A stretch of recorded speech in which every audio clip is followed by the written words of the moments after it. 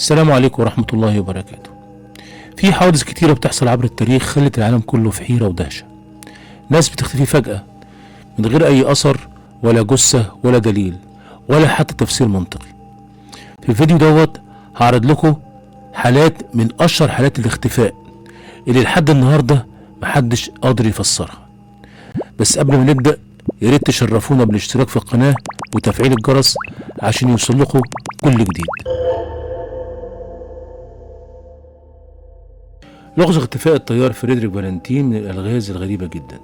ففي 21 أكتوبر سنة 1978 فوق مضيق باس في استراليا كان الطيار فريدريك فالنتين مستأجر طيارة من نوع سيسنا 182 ال للتدريب، وأثناء تحليقه بالطيارة رأى شيء عجيب، فأرسل رسالة لاسلكية بيقول فيها إنه شايف جسم غريب في السماء وإنه مش طيارة. وبعدها انقطع الاتصال به بعد ما سمعوا صوت خدش معدني. وبعد الاختفاء قامت القوات بعمل بحث واسع لمحاولة العثور عليه، ولكن لم يجدوا أي أثر للطيارة أو الطيار. نظريات كتيرة ظهرت حول اختفائه، أولها أنه فقد السيطرة على الطيارة بسبب عوامل جوية أو أخطاء في الطيران، خاصة أنه كان بيطير ليلا. لكن عدم العثور على حطام الطيارة زود الموضوع غموضا أكتر.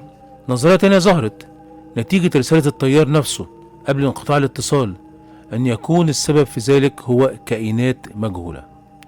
ولغاية دلوقتي وزارة النقل الأسترالية المسؤولة عن التحقيق لم تستطيع تحديد سبب الاختفاء. في نوفمبر سنة 1930 في شمال غرب كندا قرية عند بحيرة إنجيكوني وفيها مجتمع كامل من قبيلة الإنويت اختفوا فجأة تماما.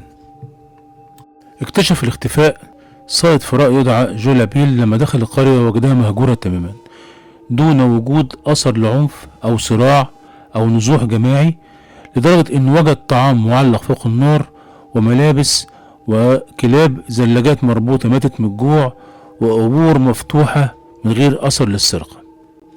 ظهرت نظريات كتيرة لتفسير ما حدث، مثل هجوم كائنات فضائية أو اختطاف جماعي أو معتقدات دينية غامضة عند القرويين، لكن لم يثبت أي منها حتى الآن.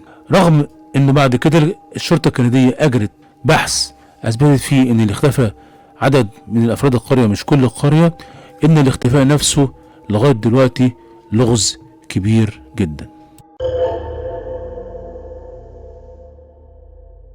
في يوم 7 نوفمبر سنة 1872 أبحرت سفينة الشحن الأمريكية ماري سيليست من ميناء نيويورك متجهة إلى جنوة بإيطاليا، وعلى متنها القبطان بنجامين سبونر بريجز وزوجته وابنتهما الصغيرة بالإضافة إلى 7 من أفراد الطاقم. السفينة كانت تحمل على متنها شحنة من الكحول. وفي يوم 5 ديسمبر سنة 1872 في المحيط الأطلسي على بعد حوالي 400 ميل شرق جزر الأزور البرتغالية، وجدت السفينة البريطانية دي جراتيا بقيادة القبطان ديفيد مور هاوس السفينة ماري سيليست مهجورة تماما. السفينة كانت سليمة تماما بالرغم من وجود شوية مية موجودين في المخزن بتاعها، إلا إن شحنتها من الكحول كانت سليمة.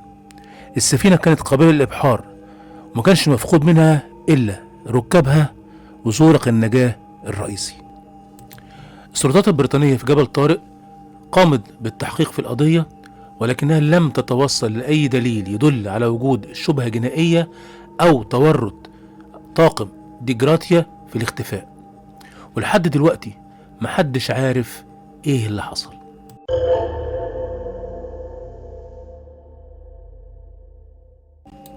لغز اختفاء مستعمرة رونوك من الألغاز المحيرة جدا، لأنه اختفاء مفاجئ لجميع سكان المستعمرة الإنجليزية اللي أنشئت سنة 1587 في جزيرة رونوك في أمريكا الشمالية. تبدأ القصة سنة 1585 لما بدأت إنجلترا تحاول ترسخ وجودها في أمريكا الشمالية عن طريق بناء مستعمرات. في عام 1587 قام جون وايت اللي هو بعد كده بقى حاكم المستعمرة ببعثة ضمت حوالي 115 مستوطنا بمن فيهم النساء والأطفال عشان يعملوا مستوطنة في جزيرة رونوك في أمريكا الشمالية. بسبب نقص الامدادات للمستعمرة اضطر جون وايت العودة لإنجلترا، ولما رجع إنجلترا قامت الحرب بين إنجلترا وأسبانيا، وبالتالي جون وايت ما قدرش يرجع المستعمرة تاني بسبب إن الحرب منعت إبحار السفن. لكن سنة 1590 استطاع إنه يرجع المستعمرة مرة تانية، وكانت المفاجأة إن المستعمرة مهجورة بالكامل، لم يتبقى أي أثر للمستوطنين. ملقاش في الجزيرة غير كلمة مكتوبة على عمود اسمها كرواتوان. نظريات كتير حاولت تفسر اختفاء سكان المستعمرة، أولها وأكثرها شيوعا إنهم انتقلوا لجزيرة كرواتوان، ودي كان بيسكنها قبائل اسمها الهاتيراس واندمجوا معاهم في حياتهم. في نظرية تانية بتقول إنهم ماتوا من الجوع والعطش والأمراض. في نظرية تالتة بتقول إن الأسبان والسكان الأصليين هجموا عليهم وأبدوهم. المشكلة إن اختفاء سكان المستعمرة ديت أثبتت فشل إنجلترا في إقامة أول مستعمرة لها في أمريكا الشمالية في ذلك الوقت.